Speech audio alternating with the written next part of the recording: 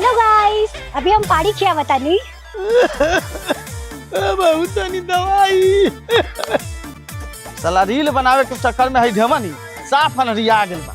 Finally दोस्तों खेसारी लाल यादव का गाना हेलो गाइज का टीजर आप सभी के बीच में रिलीज कर दिया गया है और गाना बहुत ही फनी अंदाज और फुल कॉमेडी जोन वाला ये गाना लग रहा है और बनू द ग्रेट इस गाने में नज़र आया है। गाना में पहली बार खेसारी लाल यादव एक्सपेरिमेंट किए हैं कि कुछ फनी और कुछ अलग जोन वाला गाना को बनाए हैं और जैसे कि आप सभी लोग बनू द ग्रेट के बहुत सारे कॉमेडी जोन वाला गाना को आप सभी लोग पसंद किए हैं, उस प्रकार से ये गाना को बनाने की कोशिश किया गया है और गाना काफ़ी ज़्यादा आप सभी को पसंद आने वाला है। गाना में कॉमेडी भी आप सभी को भरपूर मात्रा में देखने को मिलेगा और खेसारी लाल यादव का फनी अंदाज इस गाना में भरपूर दिया गया है। दोस्तों गाना के लिखे हैं अखिलेश कश्यप जी और गाना में म्यूजिक दिए हैं मास्टर प्रिंस और फाइनली इस गाना में नज़र आने वाले हैं खेसारी लाल यादव और बनू द ग्रेट और बेहतरीन गाना होने वाला है। गाना के ऑडियो को रिलीज कर दिया गया है।